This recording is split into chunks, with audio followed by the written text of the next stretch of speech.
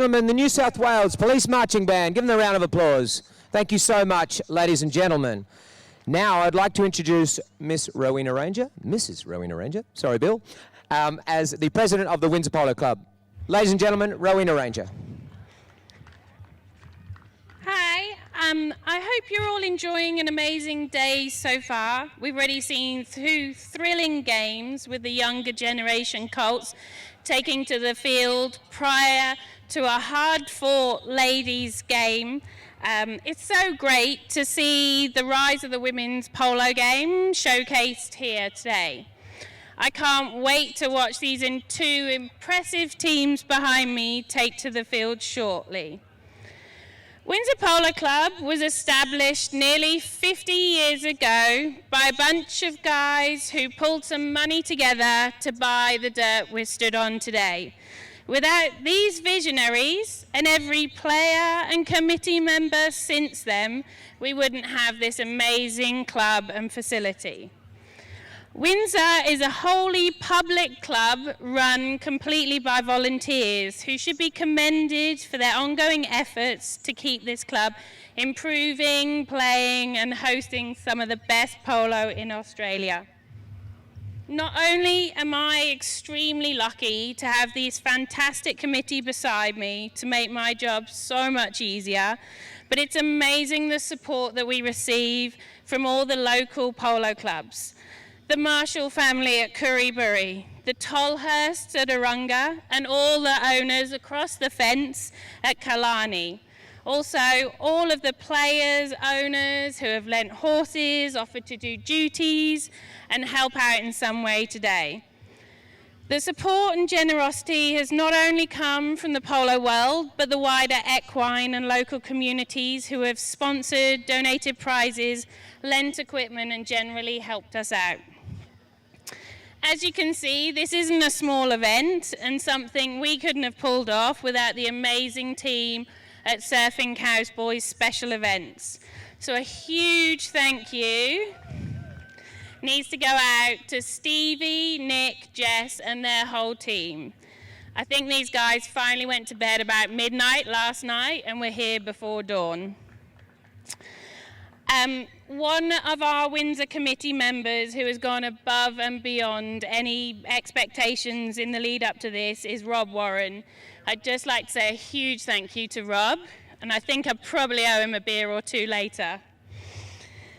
To the APF and New South Wales Polo Association, thank you for your ongoing support for polo in general and for polo at Windsor Polo Club.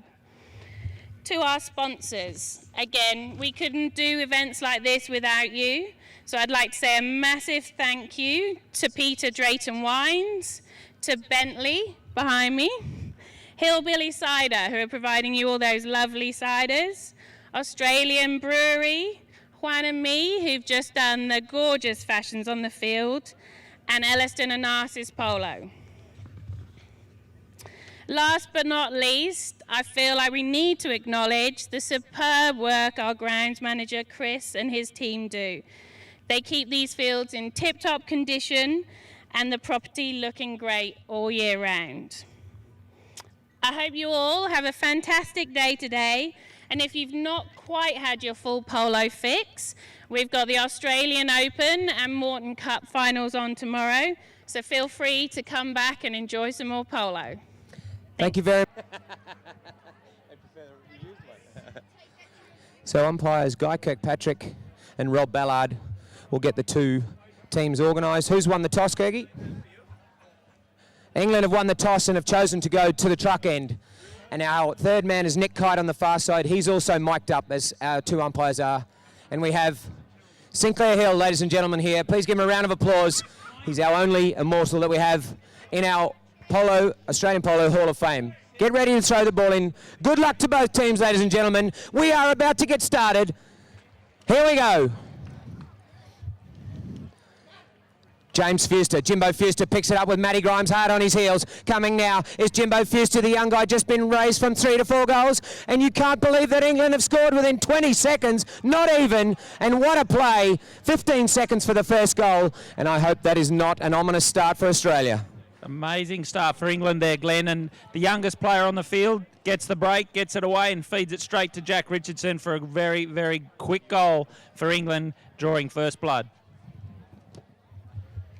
Umpire Guy Kirkpatrick from New Zealand to throw the ball in here on this western side of the field, waiting for the teams to get back onto the line. They try to create a tunnel, and it's been thrown in. Comes out onto the stick side of Matty Grimes on Chelsea. Matty Grimes crossed the field. Hasn't made a lot of it inroads into the attacking field of play, but he's been hooked out of it there by Richardson and still keeps going, feeds it up, looking for a runner. Tries to get it across onto the near side of Jack Archibald, who goes near side, looks pretty good. Flags up.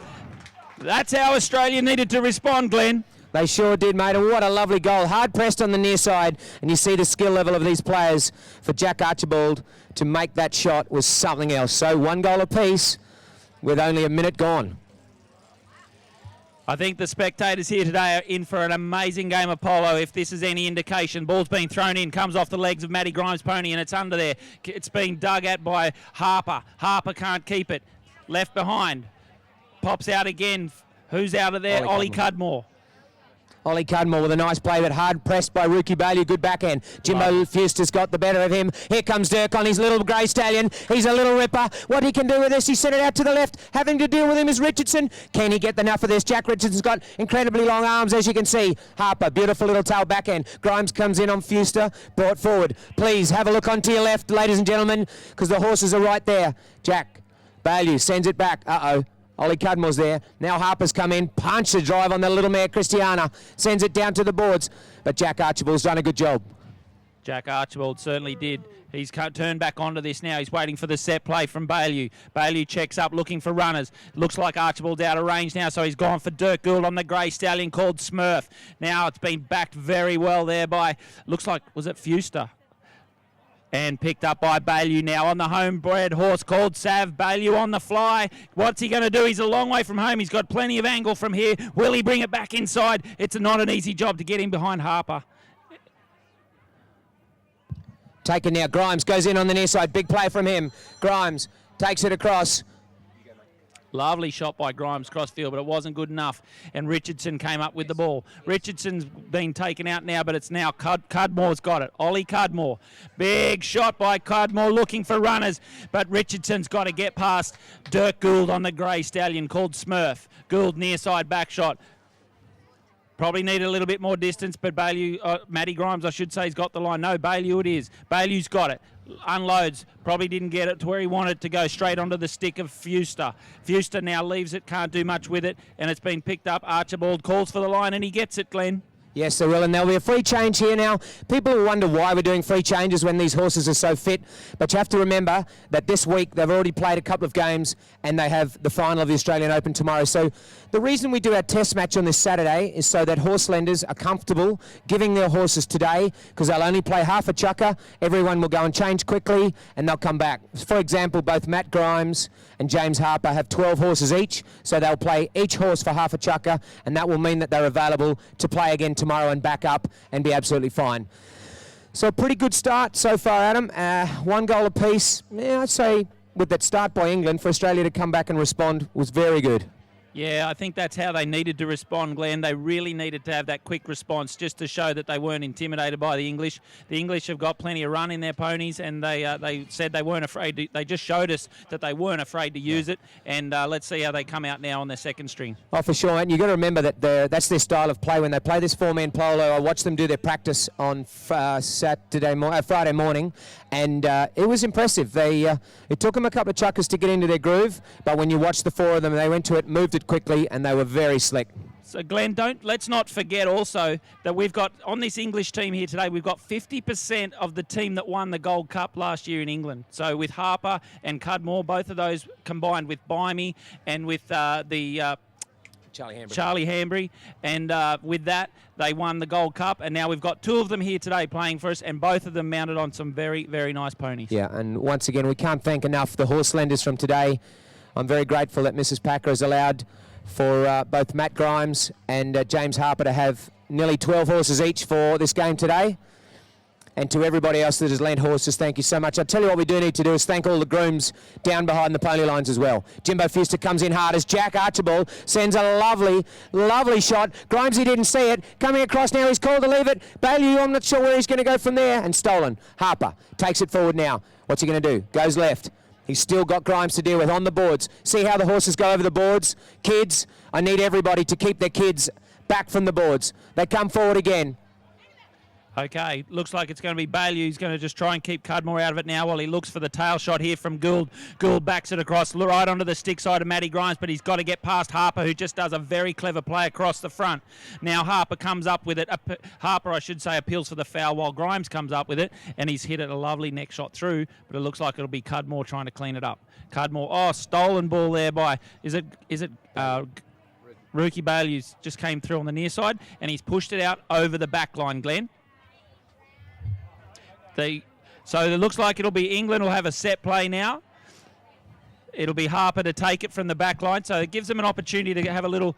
So if they've done some set plays over the last couple of days, they'll have them planned, and looks like they're going to run the 2 blue helmets left, and the decoy went right with the red, and it'll be Richardson on the Twynham pony there, getting hard ridden by Dirk Gould as he does. Dirk Gould, one of the toughest defenders in the game, takes the man off the ball, then keeps the ball on his stick side. Now he's running past. He's still got to get around the back of Harper, and he doesn't quite do so. But the ball's sitting there now for Grimes. Does a big neck shot. Looks pretty good. Deflection, though, and it comes up with England. England doing a lot of defending now. Cudmore brings it across, looks for Richardson. Oh, he doesn't get enough on it. A chance for Grimes to score. Riding the chestnut. Gelding call Harry. Goes the open, but it's come off the pony. Hard luck there. We've got 2 minutes left in the first. Ollie Cudmore turns quickly. Gets control. Grimes has to be careful. He doesn't want to foul. Now he can have a go, but Cudmore slips it through the horse's legs. And now Dirk's going to really have to get his skates on, but he's allowed to play it. It's gone off over the boards now. The new rule is when you hit the ball out, the opposition gets a free hit 8 seconds after it's gone out. So the Aussies have to go back. And now Harper, you watch him. Sets his troops going forward. Jack Richardson's called left, but Harper doesn't fall into that. He just wants to take his time. Sends it down. Off the boards he goes again. But Bailey, very good in defence. Called for the back end of the middle. Hook takes the hook. Dirk turns it. Good play from Dirk Gould. You're allowed to cheer, ladies and gentlemen. Here they are. Come on. Look out, here goes Jack Archibald on the fly, the 6-goal boy from Scone, picks it up again, and Jimbo Fuster says, no way son, I got you. That was a great ride-off by Fuster there to keep Jack Archibald out of the play. Amazing defence by England, and as I said, the youngest player on the field, not intimidated at all by Jack Archibald, the Australian captain at the World Cup, but it's Dirk Gould on Jim King, one of Alex. It looks pretty. What a goal! Unbelievable. What a goal! Dirk Gould, I tell you why he shot, because he saw James Harper on his right, and he knew that if he took one more tap, James Harper was going to absolutely cream him. So 30 seconds to go. Aussies in the lead 2-1. Alex Zach's pony, Jim King, the bay horse that Dirk Gould's on in this second half of the first chukka. Amazing chukka so far for Jim King, and that was a great goal for Dirk. Bringing it forward, picked up again by Fuster. Big push from Grimes on Harry. Nice play. Matty doesn't get enough. He might have been called off it by Dirk. Jack Richardson comes in. Good little play, but the back end, read by Ollie Cudmore. 3 seconds until the bell. Here they go. Rookie brings it forward. Now we play the 30 seconds. Will it go? Bailey's called tail, but Harper reads it. Nice play from him. Jack Arch comes in as well. Still Harper on the chest of Mary Elegant. Takes it forward. He goes for the shot. It's clearing. He's got 15 seconds, and look at Richardson come across at speed. He picks it up. That doesn't get enough. Grimes. Good backhand from Grimes. Is it time? 8 seconds. He's around quickly. Dirk Gould. No, Ollie Cudmore too strong. Harper. 2 seconds. 1. That's the finish of our first chukka. Give him a round of applause. How good has this first chukka of Polo been? And with 5 to go, we've got a real contest on our hands. We've got an amazing contest, Glenn. This is this is the sort of polo we expected when we came out here today. I first thought after the rain we had yesterday, this field would be quite slow. It might have a couple of slips or caution errors, but I tell you what, the field is holding up amazingly, and the horses are playing beautifully, and we've got ourselves a really, really tight contest. So what we'll probably be doing now is we're just going to talk. Don't forget, we've got to get to the get your tickets in the raffle. the Classic Safari Company raffle is running. All of those funds will be going to support Windsor Polo Club and make sure this field is kept in the pristine condition that it is. We also, don't forget, the clock has stopped now. You can't take the Bentleys for a test drive anymore. The Bentley test drive stopped at about 3 o'clock this afternoon. But we will have the media wall up again for all those people. I saw that it was a bit of a hit for the media wall where you can get your photos for Instagram and Facebook and Twitter in front of that media wall. We will have that up at the halftime break. Now, don't also forget, we have the divot stomp at halftime in this game. So at the end of the third chukka, we will be having a divot stomp, and there will be a prize, a golden horseshoe, I think it is out there, with an amazing prize, which will let you know what that prize is when you go out. But there will be a divot stomp at the end of the third chukka, which is basically the halfway mark of this game. And we've got 5 more chukkas to go to decide who will be the victor for the Australian International Polo Test match for 2019.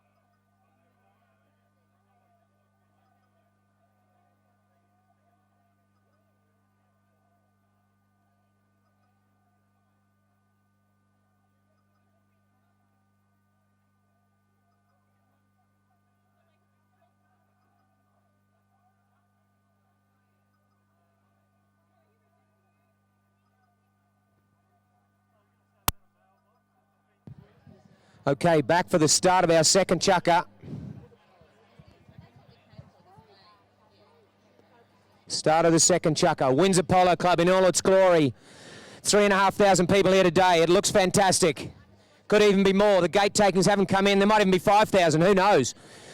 Bringing it forward. It's going to be Dirk Gould fighting for it. Rookie Bailey. Dirk's in there. He is a serious competitor. Now, Ollie Cudmore's got control of it out of that throw-in. Ollie reaching out in front. Takes a second ride off. So do does Harps riding the gorgeous Little Mare Sunset.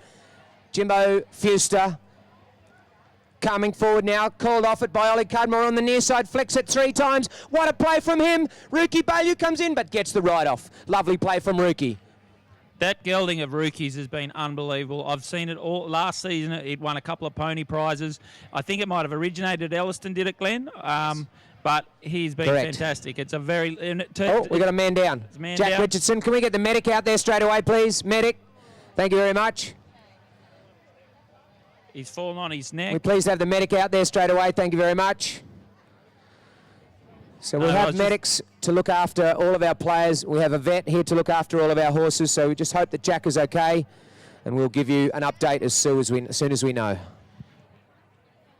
So just as I was saying, that horse that Rookie Bailey did all the damage on there, it obviously originated from Elliston with the brand. It's been his best pony, I think, probably for the last season and towards the end of the season prior as well. So it's an amazing horse.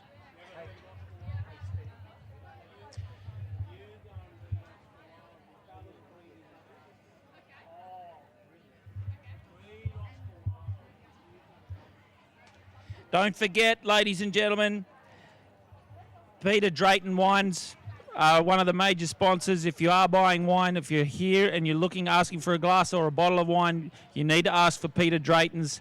Great supporters of polo, not only here in New South Wales, but all around Australia. And we'd like to support them back. We also have, speaking of alcohol, we also have Hillbilly Cider here. And Hillbilly Cider, a local company, grassroots company making their name in a very, very competitive industry. And the Shane McLaughlin and his beautiful wife doing an amazing job up in the Bilpin area and making some of the nicest cider you will find in the country. And it's local. So we want to give them a big shout out there to Hillbilly Cider as we wait for Jack Richardson to pass his HIH.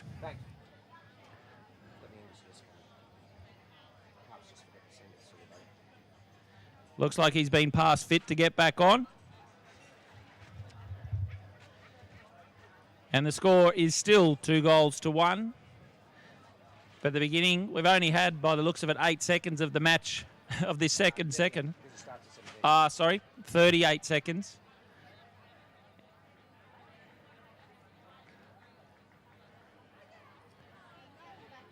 Both teams will get a little opportunity there to have a team chat, confirm strategies. Great to see Alex Zaxhorse play so well at the end of that last chukka, Glenn. And I see that Dirk's come out on another horse called CJ, with the white face, white socks. Who's on the grey? It's called Wee, a little grey horse called Wee, I think, Jack Archibald. And Jack Archibald will bring it in now for Australia. So the clock starts again. Good knock in there because they've left Harper completely isolated. And look at Bailey, sends it forward. Has Dirk got the power and the speed? He does so far, picks it up. Dirk Gould on the little black horse with the white face. Dirk again. Now he'll go for the ride-off and flick it forward. Dirk Gould, 3-1 Australia. What a goal from Dirk Gould. That's an absolute cracker from Dirk Gould.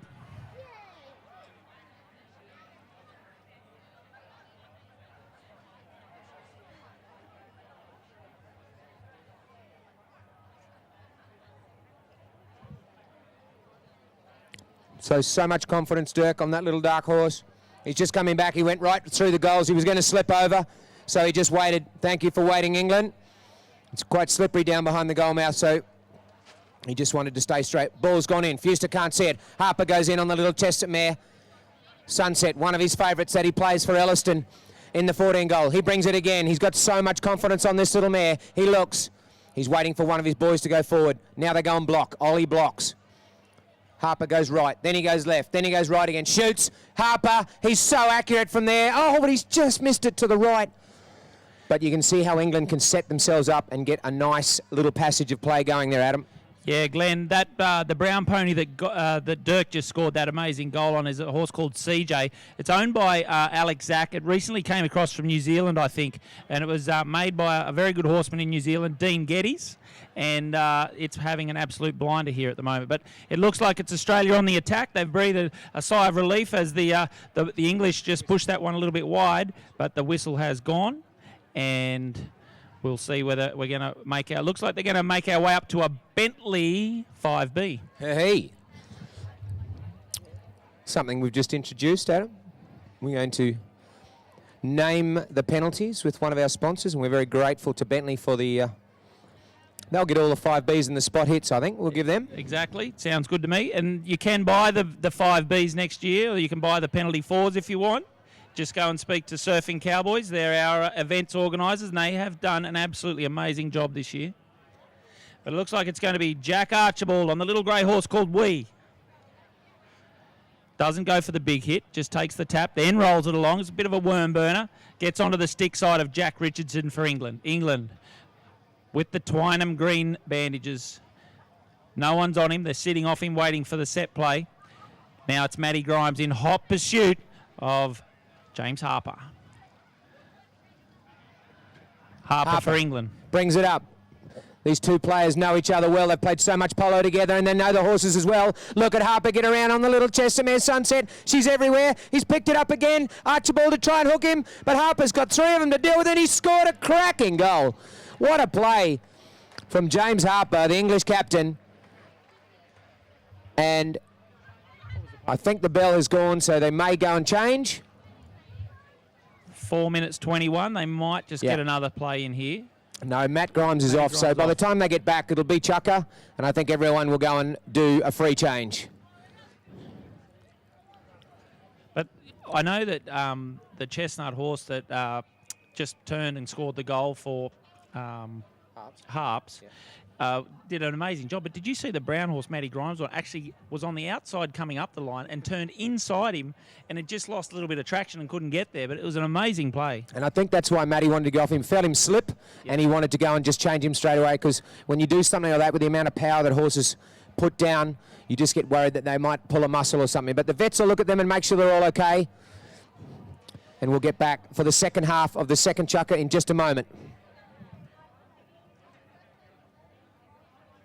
There is a very big prize. One of the most important prizes of this game today will be the Champion Pony Prize, Glenn. And it's just amazing to have a sponsor like Catalina here to sponsor that prize. But these ponies, we all know, are the backbone of our game. You know, there's different ratios, but I'm thinking it's 75% horse, 25% rider. Nearly higher, mate. When you've got two teams that are this even, it's almost 80-20. The players are all good, and if the horses are better, then they win. And that's the cool thing about this. And so Catalina Horse Genetics are the ones that are sponsoring this, and it's a pretty cool thing that nowadays not everyone's in favour of it, but for me, I think it's fantastic. And you're able to clone horses now, and if you do want to do any, please go and see John Farron Price at Catalina. And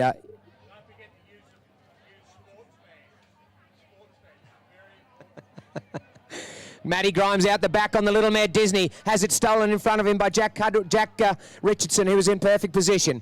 Coming across now, Bailey. Bailey looks for one of his plays. Big neck shot. What a crunching drive. And can Grimesy get there in front of Jack Richardson? They push hard. You've got to remember that Matty Grimes is riding one of his kids' ponies. And when you see his kid play them as well, it's pretty awesome. He's only 14 years old, and we watched him play in the Colts match, young Jack Grimes. Bailey comes in quickly, looking for it now. Grimes there as well. They turn in the bottom corner. Hard to make much of a play from it from down there. I think they call it Coffin Corner. So they bring it forward. It's now going to be Bailey. Oh, he's pushed across. Archibald thinks he's going for the near side back end. The shot is a beauty. Oh, Harper's left it behind, but he knew it was going to go wide. So that's a behind to Jack Archibald. Glenn, Rookie Bailey doing a ton of work there. A little bay mare called Portia. She came off the racetrack in Grafton, owned by Angus Carroll. He's supporting Rookie with 3 or 4 ponies here today. A lovely little pony. She played the World Cup for the New Zealand team, I think, and she was one of their better ones. She was in the running for a pony prize in the final, I think. And, yeah, it's now England on the attack. Jack Richardson, big play from Jack Archibald to come and take out one of his best mates, Ollie Cudmore. Now Dirk Gould. We talked a minute ago about how feared he is as an opponent. He's just so tough. He doesn't give you any space. Jack Archibald didn't see the ball come off his horse's back leg. But Richardson, the ones to watch aren't always the ones on the ball. You've also got to watch the other ones. What a play from Harper as he sends it down. Jack Richardson flying. It's Big Chestnut against Small Palomino. What can he do? Richardson shoots. He hasn't got enough on it, and Bailey will probably watch it to the last minute. I think you'll find that's Cudmore. Apologise. But it's gone over the back line either way. And it will be time for the Aussies to just have a quick chat, set play, few tactics, and now let's see what tactics they employ. Who are they going to send as the runner or the decoy? They're all going the same direction at the moment. Jack Richardson's read it very well, cuts it away on the little Twynham pony. First one back onto it now. Oh, it was Jimbo. Fuster got there, but he was massive hook there by Jack Archibald. Big ride off by Dirk Gould on a little Palomino called Baby Doll, owned by Bobby Aguirre.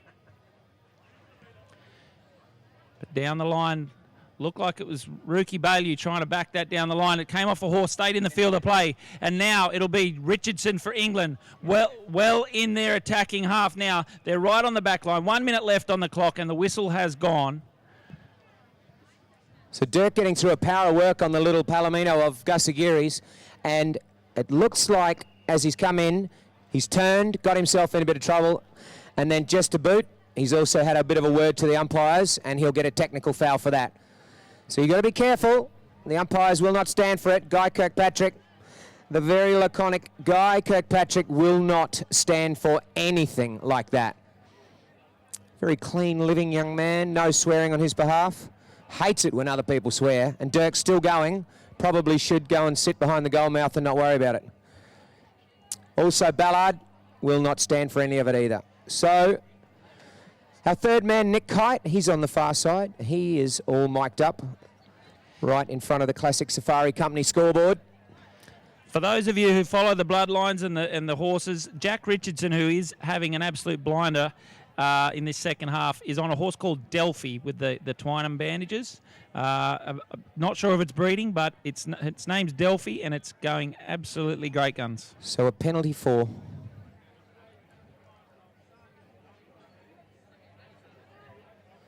Penalty for the English team, and that is shot by James Harper. I think it was a penalty too, and an Elliston Onassis penalty too, actually. An Elliston Onassis penalty too. I like it. Yes, that's what we're doing. Back to the centre. Teams will change ends, and with 35 seconds to go when they get back here. Is this going to be a hillbilly side of throw-in? I like it. I like it a lot. Right, don't forget, if you're going to do any tagging or hashtagging today, make sure you hashtag Pure Polo for our fantastic Polo International here. Many thanks to all of our sponsors. It is the purest form of the game that we're seeing here today. There's a lot of people do try and commercialise polo tournaments along the way. They go onto smaller fields with bigger, softer balls, that sort of thing. But this is a full-size field. This is the best of the best. It doesn't get any better than this, Glenn. No, I agree, mate. So what we're going to do now is, I think they're just discussing whether or not Dirk got his technical for talking down here, and if it was given as a 3, and it's been moved to a 2, then maybe that's the technical done. Or if it was given as a 2, does he still get a technical given to him from the middle, and he gets a Bentley 5B given against him? We'll see what they say. They're just having a chat to their third man. Just a quick question on your opinion there, Glenn. Can they actually increase the severity of the technical depending on what words he actually uses? Not necessarily how much. I think if it's more of the occurrence of it. If you've done it 2 times, then it can be doubly as bad. But you've got to be very careful, otherwise you might end up spending 2 minutes on the sideline. Yeah, which is the greater penalty of them all. So it will be a hit to the English, and that's all to do with the talking that was going on down behind the goal mouth once the penalty was given. So, yeah. Everybody just better keep a bit of a lid on it, otherwise someone might have a bit of a rest. So James Harper riding the lovely little Menardi, getting himself ready. What do we got? 35 seconds left in this chukka. 25, sorry. Coming forward. Harps. Big punching drive, sends it to Richardson, but it's made it to Cudmore. A good bounce as Grimes goes in. He's called for the back end, but he takes it forward under his neck. Lets this beautiful little mare go. I rode her as a 3-year-old, and she bucked me off every single day. Bringing it forward. The shot there from Rookie Values of Beauty, but red by Cudmore. Cudmore's onto it. He read that. He could see the back swing, and he just wheeled up that line. He was the first man round. No one was coming up the line. He had plenty of time. He's got the big chestnut, wheeled around, gets past another one. Looks pretty good. The hooter's gone. We got 30 seconds on the shot clock. It's been backed up into the air, but not good enough, and picked up again by Cudmore. So he's in striking range, Glenn. He's got plenty of runners flying through here, but it's just come off the leg of an Australian pony. So it's now going to be, looks like Fuster going to take it stick side, then near side, going to Impressionante. We're waiting for the flag. It's up. Jimbo Fuster puts England in front again. With 3 goals scored in the chukka, we are getting some champagne polo here this afternoon, ladies and gentlemen. Speaking of champagne, ensure that you have had your fill before we get out and do the divot stomping at the end of this chukka. And speaking of divot stomping, mate, we've got a couple of fairly cool prizes to give out after this. So our 2 prizes for our divot stomp this time will be, you'll win the Villa Thalgo day spa package, and also you'll be the winner of 2-night stay at Drayton Family Wines in the Hunter Valley. It's a 2-night midweek stay, so it should be a bit of fun. So, Glenn, yes, there's going to be 2 items dropped out there at the end of this 3rd chukka. So they're going out now for the 3rd chukka. At the end of this 3rd chukka, there'll be 2 items dropped. We're still waiting to be told. Because of the secrecy and the value of the prizes, they haven't told us what they're dropping as yet. But the 2 prizes will be, as Glenn said, a stay at Drayton Family Wines in the Hunter Valley, 2-night stay, I should say, and also a day spa package at Villa Thalgo. So definitely worth getting out there and having a stomp, seeing if you can find the lucky prizes. And don't forget to stomp some divots while you're out.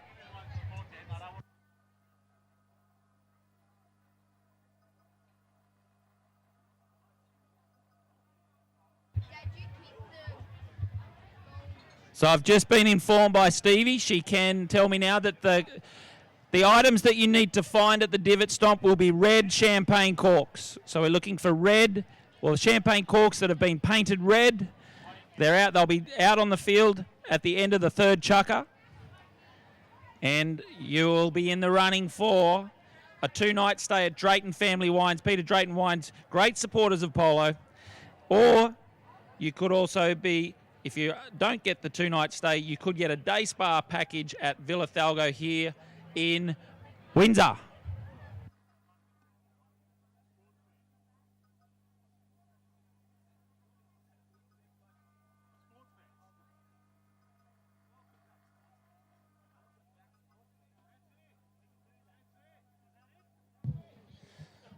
Welcome back, sports fans. We are here ready to go, live streaming across the world. Scott Kennedy Green is in the house and we are so happy he's here. Here they go, back at the front. Harper, right up the front there. They've changed the old line out a little bit. Harper gets a steal. They look for it at the front. Archibald does too. Richardson calls him off. They come in now. England scored 3 quick goals at the end. Grimes on the lovely big gelding homer. Coming forward now. Big ride off from Dirk Gould. Backhand is into the middle. Grimes goes through. They won't beat this big fella if he gets a run on. Now, Archibald comes in quickly, but Harper gets the better of it, riding Guess. An Elliston horse. Out of Seiko by Saint. Bring it forward. It's going to be Rookie Bailey. Has it stolen? No. Bailey's got the better of it. Big ride off there from Richardson. Archibald comes in behind as well. There's 2 Aussies there. I'm not sure if he should have hit it, but he has done. And coming quickly now is Harper. Harper coming with a bit of speed. Gets up over halfway. James Harper, great play there, taking that on the near side at speed. He had Ollie Cudmore up behind him, but he decided to take it himself. Now it's going to be Bailey on a mare chestnut horse called Pino. Rookie Bailey. Still got to get past Harper. Harper there trying to shut down the back door. The big defensive play. Rookie Bailey tries to outplay him, can't quite get there. Harper now goes flying up the line and doesn't quite get it. It's been read very well by Matty Grimes on Homer. Matty Grimes. The white helmet for Australia, the number 1 for Australia. Dances, but the ball stolen off him down there in the, what do we call it, death corner. Coffin corner. Once you go in, it's very hard to get out. And the whistle's gone.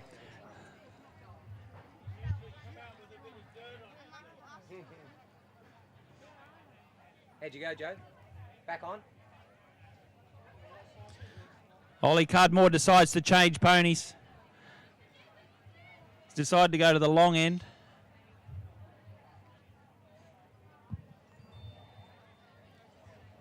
So we're getting some great feedback from our live stream around the world. Currently being shown in 375 countries. Are there that many countries? No. Okay, right. So, sorry, I might have made that up.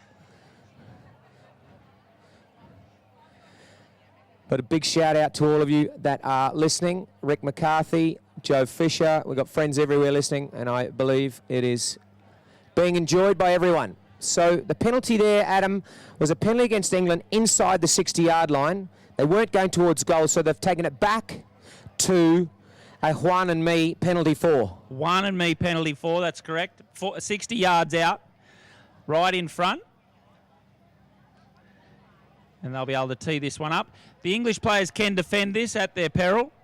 They can block it if they like. So the whole idea of this is that Bailey, you would have seen him, he just has a couple of seconds to place the ball. He'll come round on his pony, get his stride right, a couple of practice swings,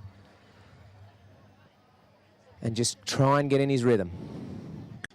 Amazing pony, that one, I've seen it. Rookie Bailey on Pino, flags up, great shot Bailey. Gets Australia's nose back in front. 6 minutes left on the clock, 5.5 I should say. No, 4-all. Sorry, we're back to square, but I like the way things said 4-all to Australia. Sorry, sports fans. 4-all. Getting ahead of myself. To Australia. Back to the centre. Can't right. say we're not passionate, but the ball's come out. No one knows where it is except Jack Archibald finds it first. Jack Archibald. Awesome. Archibald comes around. He's got the control of it. I'm getting all sorts of shout-outs at the moment, Adam. You wouldn't believe this one. There's some swimwear for sale on the far side. Go over and see Fiola, and you get some nice pink swimwear. Should I try it? I think we should, both of us. I think we should. Wear it to the presentation. He's left it behind. Harper comes in on Guess, picks it up. This horse is such a good platform to hit on. Look at him go. What a shot from Harper. And look out, because Archibald has to catch Jack Richardson. Archibald and Richardson. He left it behind. Arch, he's called off it. Grimesy, backhand, straight round to Jack Arch. And so too is Dirk Gould as they come together. Look at Jack Arch. He can't go in there. Big right. Oh! The ball's been left behind. Yeah. Whistle's gone. I tell you what, if Jack Richardson had got that ball, that lovely little Twynham horse would have left him for that. He was leaving him. He was actually scooting away. If he'd been able to keep that ball, it was goal time again for England. I believe so, mate. No, I completely agree. But the foul has been given. You've just got to make sure when your ride-offs are going in a ride-off is when you must meet, you must come together shoulder to shoulder, same speed, and at a good angle. Unfortunately, just then, Jack, as he came in at the last minute, just got his angles a bit wrong, and the big gelding of Harper's just went a bit sideways, so not good. Harper sends it up. Oh, get the curl on it. It's a draw. He plays a bit of golf, but it's gone wide. Bailey decides to hit it, but there's no one on it. The Aussies, it's all English. And watch the way Richardson takes out Grimes. Now Harper can turn quickly. He's on the 60 on the far side. Turns. Now Dirk takes one out. Harper will check, shoot. Oh, he's skied it. He's taken out the lob wedge, not what he needed. And Bailey sends it back. Grimes looking for the shot over to Jack Archibald. Lovely back shot there onto the running Jack Archibald. It has to take it near side because he's got Fuster in his rib cage. Now it's Dirk Gould opening the shoulders. Here's Australia on the attack. They're over halfway now. He gets past Ollie Cudmore on the chestnut, but he's still a long way from home. He's going to have to cut it with plenty of aim. This looks pretty good from here from Dirk Gould. Will he put it through? It looks goal time.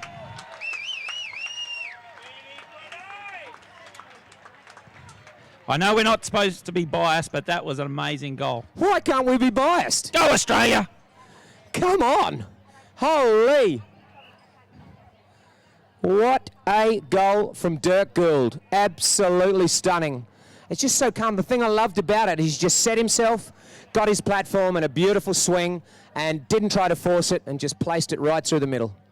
He did not. He knew he had a man on him, but he had him covered, so he knew that he could just take his time with the shot. Placed it, and boom. It was a lovely goal. And that's like turned defence into attack within 2 seconds. Where was Rookie? Did that backhand like a metre from goal? A metre from the come goal. all this way round and scored at the other end. Dirk Gould with his third goal for the day so far, and all field goals. But let's not forget Jack Archibald, who had Fuster in his rib cage, had to take that on the near side twice and then feed it up to Dirk, who was running through. It was an amazing play by the Australian team. Very, very good indeed. Now they come out with their next string of horses, and we'll get our third chukka, second half of the third chukka, almost done. Now, we do have 2 half-time divot stomping prizes. Our umpires have dropped the corks out in the middle, and if you do find a cork, it is a red cork, or it's painted red with a number on top of it. Please make sure you bring the cork here to the centre table. And the first one is you'll be the winner of a Villa Thalgo Day Spa package, and the second will be a winner of 2 nights, midweek stay at Drayton Family Wines in the Hunter Valley. Definitely worth getting out and stomping. Definitely. Guy Kirkpatrick and Rob Ballard. So, 3.5 minutes left on the clock before our divot stomp, before half time, and it's Australia with all the wind in their sails at the moment. Lovely score, but it's come out of the line out in favour of England. Jack Richardson doesn't quite hit it the way he wanted. It's gone onto the stick side of Matty Grimes. Tries to just run it down the boards to Rookie Bailey. Rookie Bailey on another chestnut horse. Dirk Gould's going to come around. He's told to leave it, and he just slots it through to Dirk on the stick side, but Dirk's taken out of the play by Fuster. Cudmore dances back inside, looking for runners. First one, Rookie Bailey playing a very good number 3 at the moment, but he was back there in the 4 position right then, but he's hit that one up again, trying to find runners, trying to weave the ball through the traffic. Jack Richardson in the back end. Nice play. Look at them all turn. These ponies are something else. Let's give these horses a round of applause. They are something else. And also to our magnificent grooms down the far end. We have James Harper coming into it. Bailey checks hard. Can't get enough on it. Now they're coming through. Oh, and Dirk Gould on the near side. Jimbo Fuster riding James Lester's Chestnut. Chestnut Mare Miranda. Nice play from him. We do need to mention James Lester in a minute because he has done something unbelievable. Grimes, big ride-off, and the back end, picking it up. It's going to be Dirk Gould. No, it's Rookie Bailey, a little touch forward. Jack Arch gets the back end. James Harper got the back end in front of Jack Arch. Grimesy, back end. Shot from Dirk. Dirk, lovely shot across field onto a running Bailey, but first one going to be back there is going to be Fuster. Fuster, the number 1. Grimesy looking over his shoulder. Knows he's got a little bit of time, thinking that the men have covered, but he's still got 2 white Guernseys to get past here at the moment. Richardson does the big slash shot, keeps the ball, hits it towards the goal mouth, but it looks like it's straight, heading towards the back line, and they're going to just watch it go over the back line. So Australia gather themselves off, and they'll get a set play over in the far corner with approximately a minute 20 left on the clock. So the knock-in. Australia have a little regroup. You see the English out waiting for them. They can't be any closer than 30 yards, so they wait, and they all have their job they have to do. Jimbo Fuster goes to the header. Then the next 3 have to pick up whoever comes. See how the 2 Aussies go out hard left. Now they're going hard left to Dirk Grimes, but Dirk Gould and Matty Grimes. Now coming in is Harper and Bailey. Big right off there from Harper as he gone across. Now picking it up now. It's going to be Ollie Cudmore. Dirk, how did he reach that? Oh, the belly shot. What a beauty. Looks pretty good. Put that one in there. Grimesy goes in. Players everywhere. And Richardson saves it. But it's straight over to Archibald. Bailey goes to the back end. Yes, Australia. Goal time, Australia. What a goal. And Dirk Gould has manufactured one of the great Darling Downs shots. That was just magnificent. You can't teach that. You can't teach that. That 22-degree belly shot is probably the most technical shot there is. One of the great belly shot advocates was Tim Darby. He's not even from the Downs, mate. Everybody at the Downs plays the belly shot. Anyway, back to the centre. Grimesy on Riddle. Coming in now. Bringing it is Fuster. Oh, he's tried to have it stolen off him by Dirk Gould. Bailey's there. 5 seconds till the bell goes. Dirk. Big punching drive. He just doesn't mess around. He hits it hard. Now, Archibald coming through. Archibald against Cudmore. The 2 of them come together. Archibald reaches out. Shoots. He's hit it wide. Oh, so once these horses go off, ladies and gentlemen, please make your way onto the field and give these 2 teams a huge round of applause.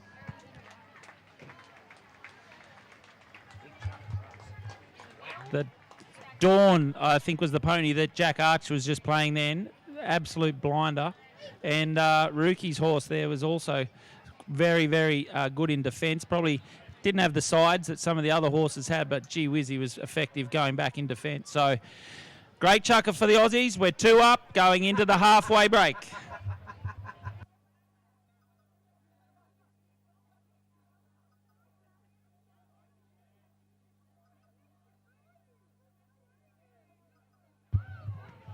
Welcome back, sports fans. The beginning of the second half of the Australian International Polo Test match for 2019. Who wants it the most? Who's going to dig to the depths where the others won't dwell? We currently have a 2-goal lead to the Aussies, but they know they can't take the foot off the throat now. They've got to keep their foot on the accelerator.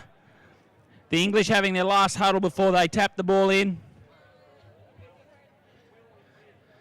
It's all on the line. 3 chukkers. There's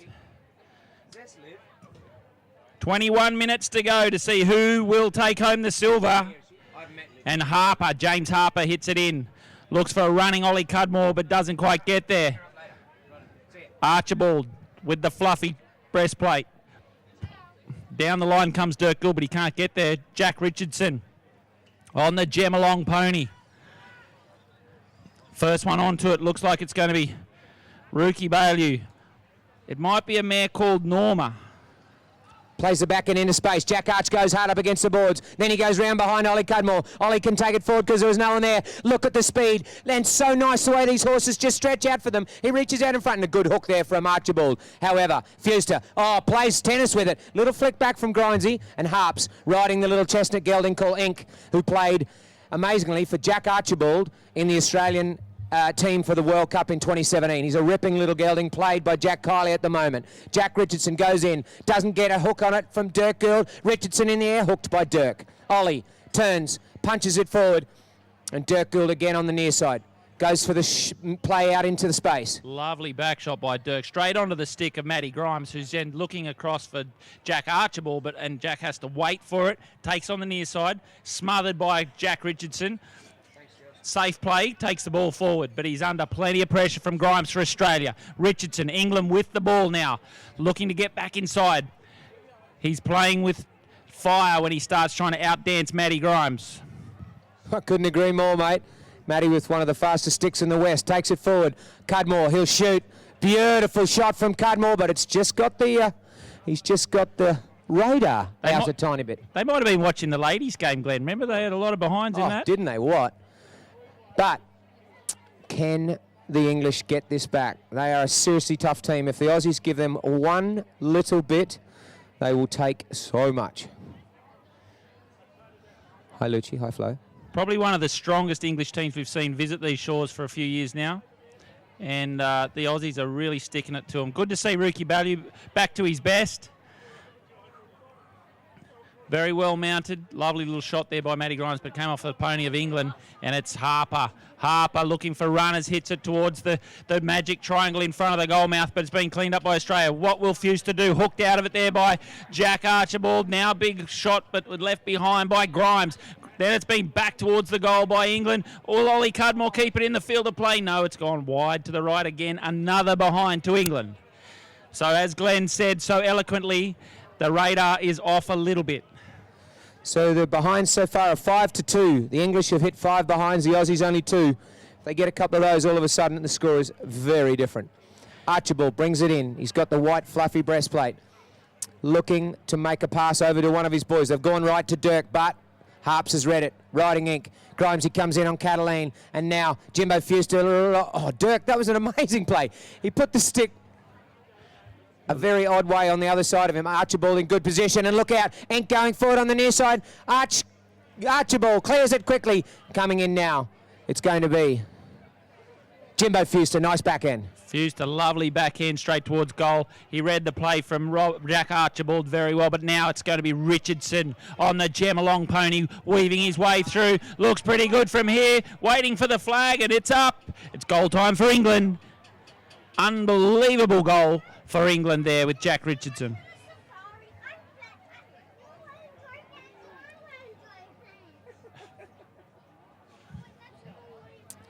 Lovely goal there by Jack Richardson as they take the opportunity to go and change horses. Once again, just to give you an idea as to why they change horses, the Australian Open is going to be played tomorrow. The final will be on. There'll be finals on from 9 o'clock in the morning here at Windsor Polo Club. You can get all the food you want down here, and there'll be some fantastic polo yet again out here tomorrow. So if you've liked today, bring your friends out and make sure you have some fun with us. But the reason that we do this is that we play the semi-finals of the Open on the Thursday. We have Friday off and make sure that all the horses are okay, and then all the horses need riding today in order to be ready for the Open tomorrow. So everybody brings all their horses out and plays them half a chukka. It's just a really good concept, Adam. It works well. No, it does, and it gives it gives the pony lenders some confidence to know that their horses aren't going to be get to the bottom of, and it means that they also get a bit of a blowout before the big game tomorrow, which they need. The horses can't go in with a day off because they'll be too sluggish. 100%, mate. Couldn't agree more. So James Harper's out riding one of his horses that he bought off Elliston for his son Will, called Vision. Matty Grimes is out on a mare called Hope. What else have we got, mate? Well, I'm trying to work out the one that Rookie's on. It's a big bay horse. We've got here. It could be Pistol. I'm not sure, or he might have just stayed on. He may have stayed on Norma because it didn't really do a lot towards the end, or it could be Riviera. Anyway, I'll let you know as it gets closer. I just would like to give a big shout out to one particular gentleman called James Lester. I went on a trip to South Africa with him in August, and he saw how everybody just gave all their horses to everyone to play. Now, Jimbo has got down here, and without even a question, he was the first person to put his hand up and ever offer every single one of his horses and all his tack to Jimbo Fuster. And for that alone, for Jimbo Lester to do that, he deserves a round of applause, because that is something special. So give him a round of applause to Jimbo Lester. I know a lot of people have given horses, but very few have given as much as he has, and it's a huge thing. And the thing that you forgot to mention there, Glenn, is that the string of Jimbo Lester's is absolutely awesome. Like, it is not just his B-grade string. He has been working on putting this string with his father together for the last and grandfather for the last 10 years, and they've come up with an amazing string of ponies. And then to hand them all over to a young guy from England, it's a really generous effort. No, it's a really cool thing to do. I'm not sure what they're waiting on out there. There's a little bit of a delay. We're waiting on Dirk Gould to take the field.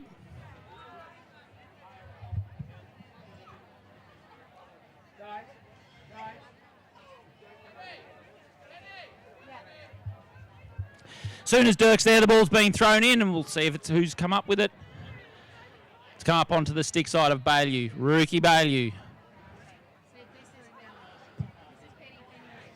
Guys, please, there's 2 children down here on the left-hand side, 3 children. Can the parents of these children please grab them and get them away from the field? It's really dangerous. The ball's been kept alive by Ollie Cudmore now. Sorry, Jack Richardson, but in behind him is going to be Bailey. Bailey with his traditional big neck shot, looking for a running Jack Archibald, and he's found him. Jack would have liked to have got a little bit more on that. He's been taken out of it by Cudmore, who's backed it onto the stick of Jack Richardson. He's under some pressure from Dirk Gould, who went for the hook. The mallet got caught up in the bridle. Richardson unloads the big one. First one to it, though, looks like it's going to be Jack Archibald through the front legs. Tails it across, but Cudmore read it perfectly. Cudmore. Now Bailey's been taken out of it there by Harper. So Cudmore's free. Cudmore's free. He's got a length on him in front of Rookie, but he's still got to get in behind Jack Archibald. Appeals for the line. Pony half trips, and it looks like he's got the line because the whistle has gone. They may not have blown it if the horse didn't trip, but we'll see what they do. 6-5's the score. 2 minutes 30 left on the clock, and we've got ourselves a ball game. There's only one in it. Opportunity by the looks of it here for England to equalise.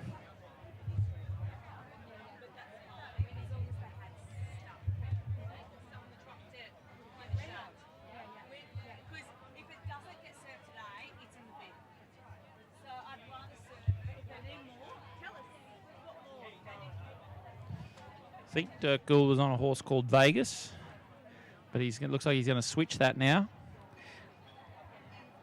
Yeah, he may have broken a bit of gear, so he's given a bit of time to go and change. So got a bit of time while Dirk just changes. So the English have teed up the ball. It's a penalty right in front, and this will give them a chance to even it up. And with 2 minutes left till the bell goes in the fourth, an even game would still, I believe, put England probably as favourites, I think, just the way their team is. But I must say today, I have been incredibly impressed with the way the Aussies have played. I've been impressed with everything. The weather, the quality of the field, the quality of the horses that have been lent, of the play, the strategies of the players. Like the Aussies could have, there was a couple of times they could have really shut down and started playing within themselves, but they didn't. They've kept it open and flowing. And I think that's, if they keep up with that, they should get over them in the end. So Jimbo Fuster on Dudley of James Lester's. As that little breeze we ordered just comes through there, mate. Nice little thing for us. So Dirk Gould's come back on the field. And James Harper comes in to hit the penalty too. This is your present trophy, and you're going to put it here because you're still on the soil. James Harper, beautiful strike from him, and we've got an even ball game as the English score. Come on, give them a round of applause. They've scored, the English. Come on. 6 goals apiece. 2 minutes 30 on the clock. And as they head back to the hillbilly side of throw-in. In front of the Classic Safari scoreboard. In front of the Classic Safari scoreboard. Righto, 6 apiece, back to the centre. They change ends. That's just to alleviate any wind or sun or field advantage. Jack Richardson comes out. He's such a big, tall man, and he pushes so hard. Look at Fuster. Come around the outside. Fuster on. Dudley can't get enough on it. Jack Arch can't either. The hook from Bailey. It's come off a horse, and the horse has kicked it through. Ollie Cudmore's horse has kicked it through. Actually, might have been Jack Richardson's horse, I think. And we'll give that one to Jack, but it was his horse that did all the damage. And now England very quickly, 2 goals down, and they're 1 up. Yep. It doesn't matter how you look at it, a goal's a goal, and England are now in front. We've got a few Pommy supporters here. Look out. Is it called the Barmy Army still? So, minute to go. in this fourth chukka before the first bell. Picking it up now, Ollie Cudmore. Nice little touch from him. He decides to go for the big one. And Jimbo Fuster, oh, he went at it a bit hard. Coming in now, Grimes. Nice play from him, riding the big mare Hope. And as Ollie Cudmore goes in, he goes in hard. Matty Grimes gets it stolen off him by Ollie Cudmore back on the inside. Lovely position and control from him. He shoots very much like Dirk Gould's one. But Ollie, 20 yards to the left. 2 degrees difference in the angle on those two, Glenn, and 20 metres difference at the other end. So it's gone wide. The Australians very thankful for that. They get a little opportunity to regroup, have a quick chat on how they're going to play this next set play, get themselves back up into the attacking half. They're deep now down in their defending half. They do not want to be here because any unlucky bounce means it's goal time for England. So Australia on the attack. Here goes Grimesy on the bay mare called Hope. Here she goes. Here's their time. He's going to have to hit this one pretty early to get the angle. Hits it, opens the shoulder, looks pretty good. Wide to the left. And that's the end of the fourth. So at the end of the fourth, nearly Australia, but it was 7 goals to 6 on the scoreboard. 2 more goals, 2 more chukkers left to decide who will take home the silverware for 2019. That's unbelievable. Look at that.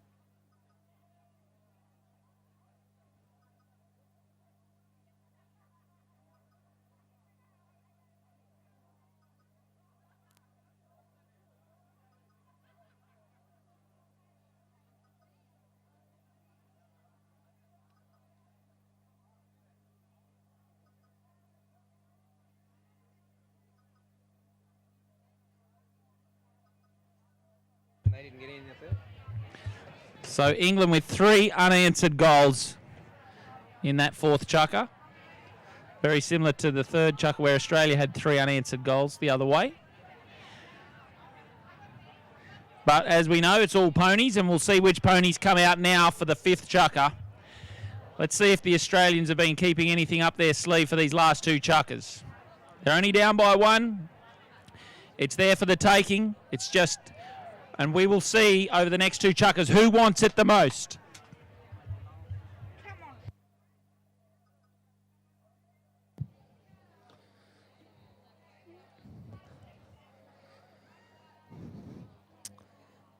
So our Riverlands Polo manager coming across the field now.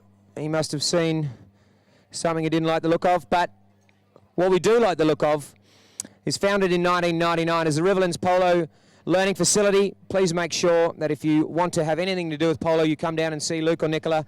You can get polo coaching, instructional chukkers, there's livery and polo management, team building and corporate days, as well as corporate hospitality and sponsorship opportunities. Have a look at riverlandspolo.com. There's anything you could want there. And we love having Luke and his crew teaching everybody our fantastic sport of polo. We love our horses, and we always make sure that they are very safe and well looked after.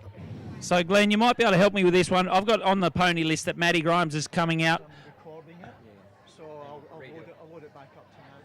Just wanted to check, on Matty Grimes' list we've got Summer. Is he bringing out the Summer? Fantastic. This is, keep your eyes on Matty Grimes, this chukka, ladies and gentlemen. Have a look at Rookie Bailey, a big brown mare owned by Angus Carroll called One More, by a famous thoroughbred stallion called One More No More. She raced out of Bathurst, this mare. I think she might have had 3 starts and was retired, and she's playing here today under Rookie Bailey. Harps is riding Dimple, who's one of our favourite younger ones coming through. We've got Jimbo Fuster on Corvette of James Lester's. Jack is going to come back out on Ivy. So their play's been called, ladies and gentlemen. The ball's been hit in by England. And Rookie Bailey checks up on the big mare, One More. Or as they say in Argentina, uno más. Dirk Gould watches the ball go out over the back line. So England will get another set play off that back line. The Australians will go back to 30 metres, 30 yards. Let's see what the English can do from here.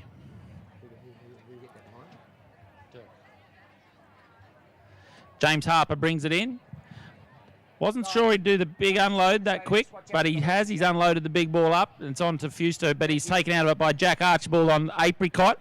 Apricot wheels around on the near side. Jack Archibald still got Fuster in his rib cage. Ollie Cudmore gets loose and does a lovely back shot, looking for a running Jack Richardson for England. Jack boots it up there, but they've still got to get past Rookie Bailey on the hard running mare called One More.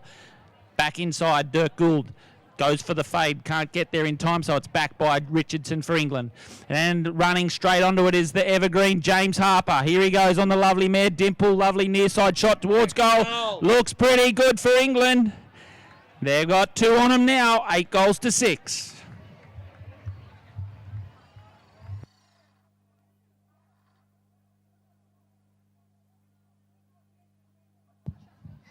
Well, 4 goals unanswered for the English. The Aussies scored 3 in the third, nothing in the fourth. And the English have scored 3 in the fourth and 1 in the fifth. So 8-6 in the lead. Harper showing his talent with that stunning near side neck shot. Brings it forward. Dirk Gould, Grimesy in the right spot on Summer. They won't catch her. Shut the gate. Has he got the accuracy? He waits. That beautiful little half swing of Grimesy's coming in now. The little flick on the near side. What a play, Grimesy! And 8 goals to 7 with a lovely shot out of the throw-in by Dirk Gould. We predicted it before the chukka. We said keep an eye on Matt Grimes on the little mare called Summer. She is an absolute machine. And she showed us there that she could still stay balanced and check while still maintaining momentum as she rode to that ball. Matty just waited for it to settle and then he just tapped it through. Yeah, Harps has been playing her in our Elliston team in the Australian Open, and he absolutely loves her. So for him to get that goal against him will probably smart a little bit. But anyway, coming now. Bailey looking for the backhand. Probably not enough on it, but oh, look out. Dirk's got on it, and if he'd have hit a bit more on that, Grimesy would have got to it. Grimesy on the near side. Ollie. Oh, it's hooked. Now Grimes again. They won't catch him if he gets going. Look at a push. Oh, and he's got it. How did he get that? Grimes, unbelievable on the next shot. And again. Oh, goodness. It's like playing chuckers against him. You hardly get a hit. Now Grimes will go in again, but Ollie Cudmore's the first one to it. Matt Grimes comes around. Oh, tries to get the hook. And Ollie Cudmore sends it around. Bailey. Flick backhand over to Jack Archibald, who's got the hop on Harper, but look at Dimple come around on the inside and takes the right off, and this mare can fly. Watch a hoon. He decides to go himself, but he hasn't hit it far enough, I don't think. Bailey, good play from him. Oh, Harps can't get to it. Jack Archibald over to the side. Here they are. Give them a round of applause. Our 2 teams trying so hard for you. Archibald, he's called time. Now Bailey wants it. The shot. There's no one up there. He's doing plenty of miles, Bailey, now. He's making these English earn every metre. They're waiting to see if it's going to go over the back line. Still stayed into coffin corner. And it'll be Harper. James Harper for England. Unloads the boom ball up the field looking for a running Ollie Cudmore. He's got to get past the hook of Bailey and he doesn't. Bailey checks. Big cut. Whistle's gone. And that is our half chucker. So no penalty there, ladies and gentlemen. That's the half chucker we're talking about where the players can change their ponies. Again, at 3 minutes 30, they blow the whistle so the players can change their pony. So there'll be a throw-in where the ball, where play was stopped. And the speed and the ferocity of that chukka, I think those ponies will be very, very happy to be heading back to the truck. So I'm thinking we'll have a hillbilly cider throw-in here from where the ball is sitting now towards the boards. Umpires for this afternoon, just in case you didn't know, Rob Ballard and Guy Kirkpatrick. Our third man today, Nick Kite. And it's England up by 1, 8 goals to 7.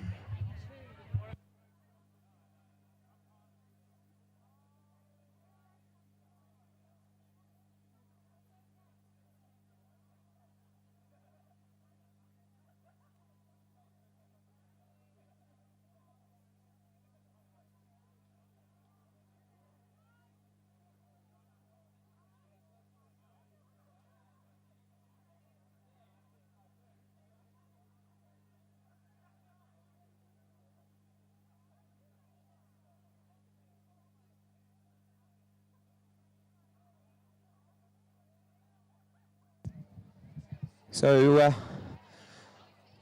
one of the big things for these horses is obviously what they're eating, and if it wasn't for prides, we would always be in a bit of trouble, because 100% of our horses eat prides feeds, and we're very grateful to Orla and her team from Prides Feeds for all of the stuff for our horses. So Matt Grimes takes the man out as Rookie Value turns it.